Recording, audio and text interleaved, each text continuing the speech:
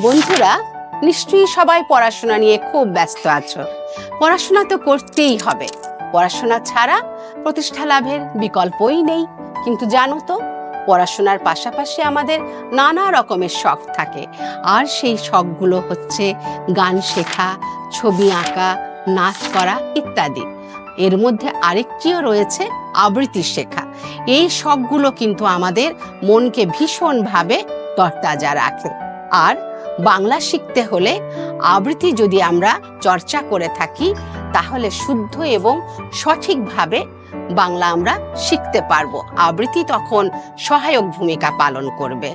তাই আর দেরি নয়, যুক্ত হয়ে পড়ো হবি ক্যাম্পের আবৃত্তি কোর্সে। স্বপ্ন পূরণের সঙ্গী হবি ক্যাম্প। দেখা হবে তোমাদের সঙ্গে। ধন্যবাদ।